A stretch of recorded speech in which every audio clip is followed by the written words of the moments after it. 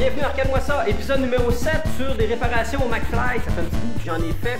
Et puis, à défaut d'être capable de faire des vidéos sur la Alien Poker qui me donne encore du fil à retordre rapidement, le board Rotten Dog, un short, et je vais attendre l'aide un peu de mon ami Marc ou Jeff et Marc, s'il vous plaît, aidez-moi. Alors, pour être capable de réviser le board en question. Alors, en attendant, on est au McFly en ce moment, beaucoup de travail à faire ici. Et puis, je voulais vous présenter en fait quelque chose que tout collectionneur n'aura jamais à connaître. Parce que, voyez-vous, ici c'est une arcade, ok? C'est une arcade qui est ouverte 7 jours sur 7. Et les machines sont gratuites et subissent les mêmes violences et même peut-être même plus que les arcades subissaient dans les années 80 parce que ici en plus il faut penser qu'il y a de l'alcool, hein? Alors les gens sont en état d'ébriété et jouent comme des débris aux machines. Ok, alors ici la première chose qu'on va devoir s'attaquer c'est le contrôle panel de la Bubble. À force d'être utilisé, les vis sont tombées et le contrôle panel s'est dévissé. Donc dans un enthousiasme de délurer, des jeunes cabotins de marde ont décidé de tout déchirer et de casser les boutons et les connexions en dessous du contrôle panel. C'est du vandalisme, c'est carrément du vandalisme de tas de marde. Alors, je vais devoir faire preuve d'imagination et être capable de... Parce que, en fait, j'envisage changer plusieurs des boutons. Ici, il y a des leaf switch qui sont carrément cassés.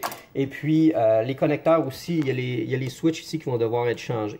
Je sais que dans la conciergerie en bas, il y a des joysticks Wico de spare. Alors, je vais avoir à greffer des nouveaux connecteurs ici. Pour ceux-là, je pense que je vais regarder pour mettre carrément des boutons à micro-switch. Il me semble qu'on en a une bonne quantité. Mais sinon, c'est tout simplement désolant, dégueulasse. Et j'essaie de ne pas avoir de haine, mais j'en ai quand même. Après ça, on va s'attaquer à faire un cap kit sur l'écran de la Waco. Le visuel commence à... Ça faisait un petit bout qui a commencé à fader.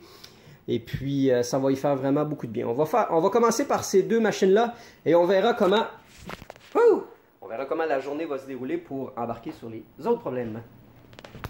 J'ai trouvé une bonne quantité de boutons Leaf Switch. Alors, je devrais être capable de préserver le bon vieux feeling Leaf Switch que j'aime tant. Et puis, il y avait un contrôle panel de spare qui, selon moi, ça c'était du Williams, qui a été reconverti en Tetris. Et je vais pouvoir aller piger plusieurs petits Leaf Switch de Wico pour refaire les joysticks et tout. J'ai terminé de changer toutes les switches qui étaient cassés. J'ai changé entre autres les deux leaf switch ici. J'ai déjà commencé à enlever d'ailleurs les résidents d'étain des anciennes connexions d'avant. Je m'assure que tout soit propre avant de ressouder. Il me reste à faire les autres. Ceux-là, ils étaient comme... j'ai changé celle-ci. Les autres étaient réchappables. J'ai réussi à réaligner les lamelles de façon à ce qu'elles fassent un bon contact. Et puis après ça ici, j'en ai changé deux ici aussi. Ah, non, t'as une minute. Hey, il m'en manque une. Bing, bing, bing, révision nécessaire. Sinon, carrément, ces deux-là ont été changés. J'ai mis les micro-switch dans le bas. Alors, je change celle-là et on commence à faire la super job de soudure.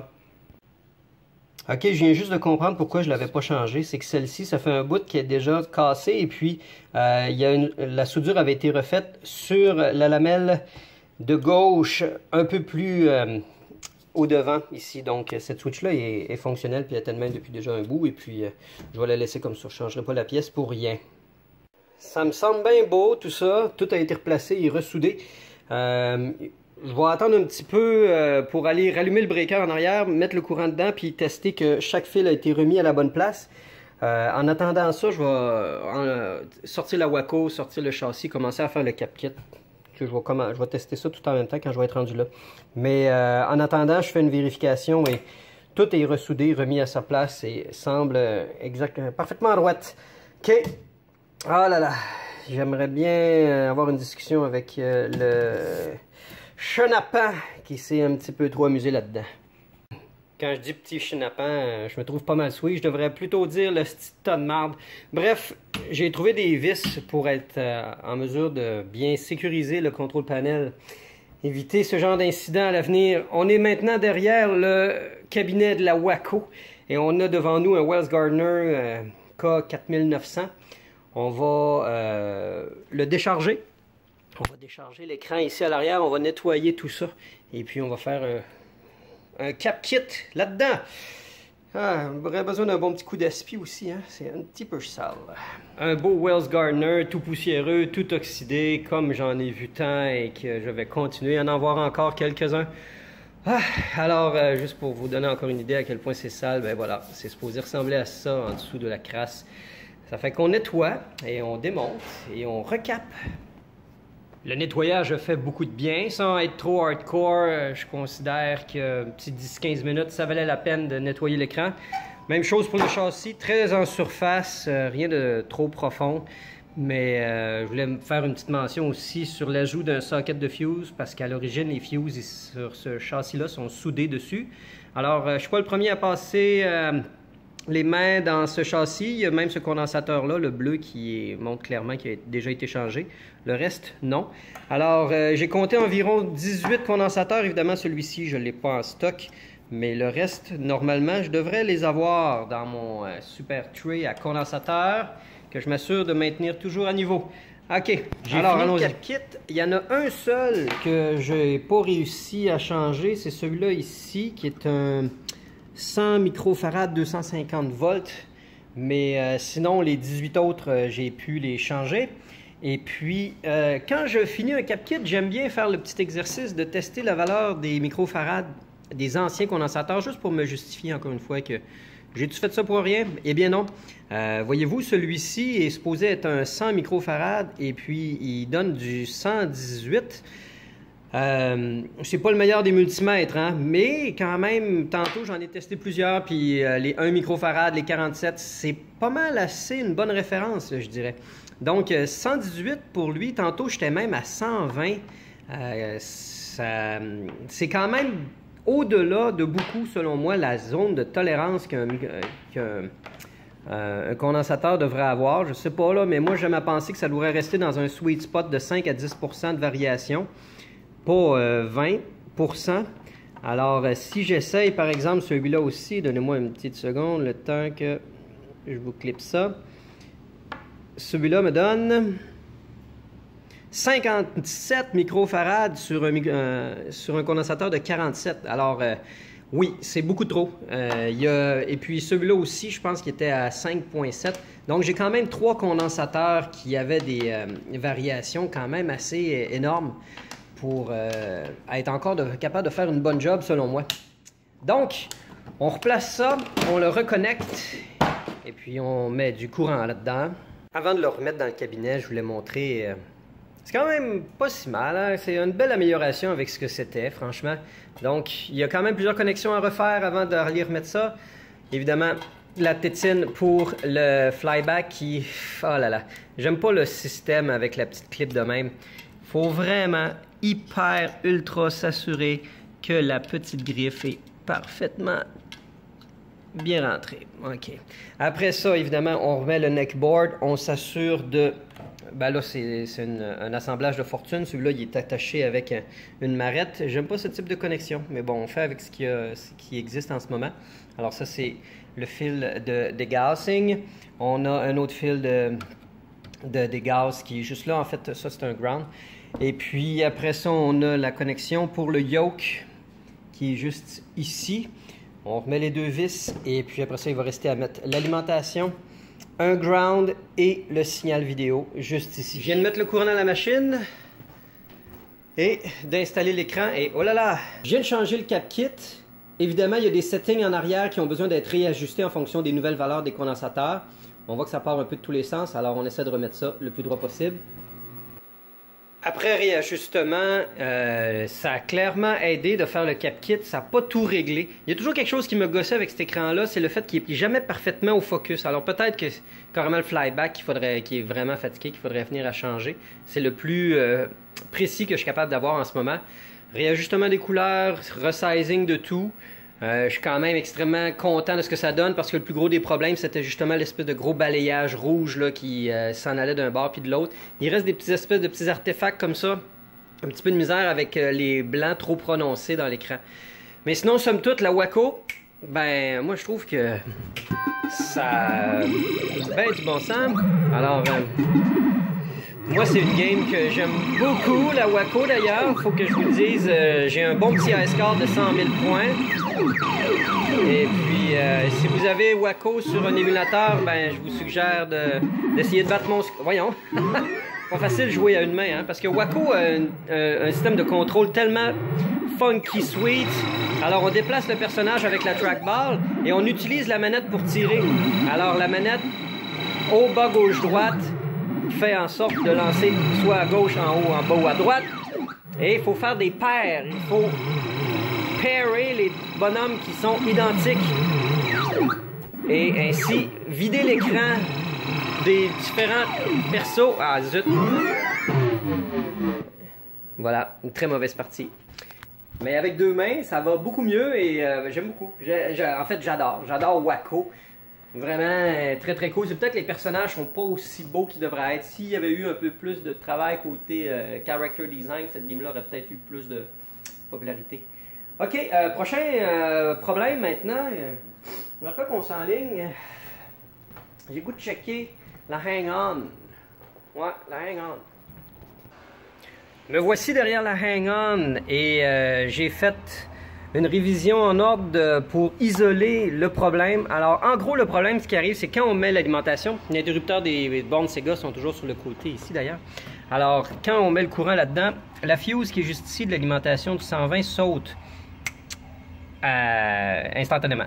Alors, ce que j'ai voulu vérifier en premier, c'est genre, est-ce que le power supply est peut-être sauté, parce que ici l'alimentation se rend jusqu'ici. Alors, j'ai dévissé un des fils, j'ai pris ma lecture de continuité et le power supply est correct. Avant de vérifier que ça puisse être le line filter, j'ai fait la même chose avec le fil ici, pris sur le transfo, et j'avais une continuité. J'ai un court-circuit ici, ce qui m'a permis tout de suite de retirer le line filter de l'équation. J'ai même fait la même chose de l'autre côté. J'ai pris soin de couper chaque fil en laissant un petit bout de fil de rien, juste pour être sûr de ne pas me tromper au moment où on va être sur le point de ressouder, parce que c'est le transfo en fait. Là, je ne vous ferai pas plus languir que ça, c'est vraiment lui le problème. Alors j'ai coupé chacun des fils pour isoler petit à petit chacun des composantes qui pouvaient être autour, en me disant c'est peut-être un pont de diode et tout, ou là. Mais non, j'ai vraiment un short sur ces trois bornes ici, le 0, le 10 et le, je crois que c'est le 24. Après ça, le 0 et un autre 110 ici, un autre 115. Alors, le transfo est à changer. Hey, c'est la première fois, je pense, que je tombe sur une machine que le transfo est sauté. D'habitude, un transfo qui saute, c'est quand il y a eu une fuse de trop haute valeur et que le courant a été mis. Mais écoutez, j'ai la même fuse depuis des années dans la machine de 2,5 ampères. Alors, c'est clairement pas la fuse qui était trop haute qui a fait sauter le transfo. Ok, ça fait que j'en ai beaucoup à la maison et c'est pas impossible que j'en aie un exactement similaire à celui-là. Mais on va devoir mettre la hang-on sur pause pour l'instant. Prochain classique que j'aimerais ramener à la vie, c'est la Defender, que j'aime beaucoup, qui a vraiment du flakiness depuis tellement longtemps. Ok, fait que là on a un RAM failure. Ok, je vais enlever le flash qu'on puisse mieux voir. L'écran s'en vient, ça perte un petit peu aussi, hein? Alors bref, un RAM failure. À l'intérieur, sur les boards, il y a un petit message de petite lumière qui clignote qui va être capable de me dire quelle RAM est défectueuse. J'ai de la RAM sous la main. On va faire des tests de piggybacking et on va voir si on est capable de la ramener. Parce que là, je crois que même si on veut... c'est ça, elle sort pas de son ROG test, malheureusement. Ok, ça fait qu'on tire ça et on regarde. Petit oubli, en fait, c'est des machines comme Joust sur lequel le board a un petit afficheur qui va dire quel est le code pour la RAM défectueuse. Pour Defender, vu que c'est une machine un peu plus vieille, c'est pas beaucoup, hein, 1980, puis ça c'est 81. Bref, en 1980, c'était un affichage à l'écran qui disait le problème de RAM. Dans le cas-ci, c'est la RAM 28. Alors, si je me rappelle bien, ça veut dire que c'est la deuxième colonne de la 8e RAM. Et les RAM se situent ici. On va se mettre la lumière cette fois-ci. Alors, si je me rappelle bien, ça fait un petit bout là. Mais si je me rappelle bien, ça c'est la rangée 1, 2, 3. Et c'est la 8e RAM, 1, 2, 3, 4, 5, 6, 7, 8. Donc ça serait elle la défectueuse. Alors, si on est chanceux, je vais aller en chercher. Je vais faire un swap en espérant que ça règle le problème. Je viens de changer la RAM. Est-ce qu'on est super ultra chanceux puis on l'a eu du premier coup? Eh non, malheureusement. Est-ce que c'est parce qu'il y en a d'autres de défaillantes? Alors, on retourne dans le RAM test. RAM test. Est-ce qu'il va me dire encore que c'est la 28? Eh oui. Eh ben dis donc. Est-ce que j'étais dans la bonne banque de RAM? Étrange, parce que j'ai fait une vérification en passant. Dans l'ordre, il s'agit bel et bien de 1, 2, 3. Alors, ça serait vraiment supposé être celle-ci. Mais peut-être que je me suis trompé. Je vais essayer avec celle de l'extrémité ici, d'abord. Mais bon, j'en doute. Bon, l'ambiance est partie ici. On a de la musique, alors il faut que je parle un peu plus fort. Désolé. J'ai testé plusieurs 4116. Malheureusement, le problème persiste. Et comme j'ai déjà travaillé sur ce board-là, ce qui est très probable, c'est le socket qui est défectueux. Alors, on va dessouder carrément le socket, en mettre un nouveau et un nouveau 4116. Beaucoup d'étapes. Le board est réinstallé avec le nouveau socket et sa nouvelle RAM. Voilà. On se croise les doigts.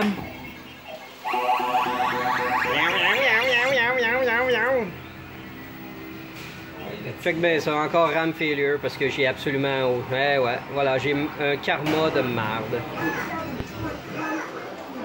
En bon québécois, on peut dire que je me suis choqué. En européen, je dirais que j'étais vénère à donf. Alors, j'ai changé systématiquement toute la RAM.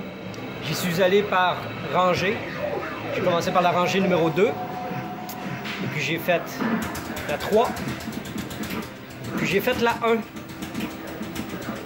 Alors, ouais, c'était sur la rangée 1. Alors, oui, c'est bien beau l'esprit diagnostic, mais il me donnait l'indication que c'était une mauvaise RAM, finalement, que c'était pas la bonne RAM.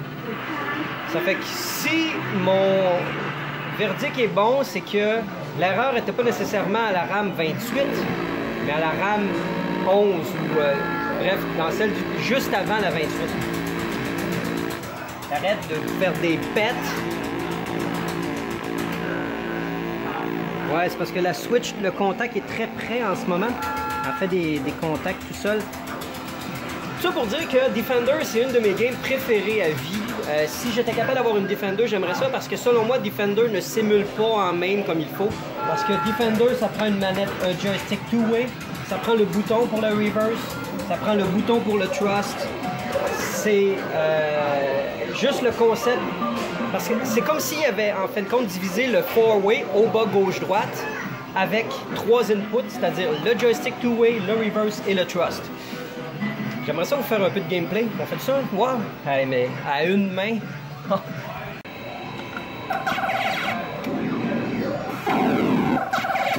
C'est presque impossible d'espérer voir. À moins que j'utilise juste mes smart bombs. Tiens, au moins de suite 3. J'adore Defender pour une raison que c'est pas une game pour les enfants. C'est le genre de game qui sépare les hommes des enfants parce que c'est tellement difficile. Ça te prend par les couilles, ça te les jette dans le mur et ça t'oblige à dire merci après. Prochain problème, Fishtails. On a un problème que la bille n'est plus lockée dans le reel. Alors, évidemment, les clients se plaignent qu'ils sont plus capables d'avoir le multiballe. Alors, on veut savoir pourquoi le reel ne fonctionne plus. Et pour ce faire, on va appuyer ici sur Enter pour avoir le Test Report. Le Test Report nous dit qu'on a un problème justement sur le Reel Entry et sur la catapulte. Parce qu'évidemment, s'il n'y a pas de billes qui viennent se loquer dedans, la catapulte ne s'active pas. Alors, voyons voir pour le fun qu'est-ce qui est le problème. Et bon, j'avoue, j'ai fait un petit peu de pré-recherche, mais le fil n'était pas plié comme ça, mais il était genre juste de même. À force de recevoir des coups, le fil de ground de la Switch a dessoudé, il a cassé. Alors, on va simplement ressouder le fil et ça devrait régler le problème. Le petit ground est ressoudé, je me suis mis en test mode et j'active la Switch à la main et voilà. La Switch reprend du service. Eh oui, c'était juste ça. Voici ce qui termine ma journée au McFly. Alors, aujourd'hui, on a réussi à réparer la Bubble Bubble, on a réparé la Wacko, on a redonné vie à la Defender et on a réparé la Switch de la Fishtails. Donc, 4 games qui sont à nouveau disponibles.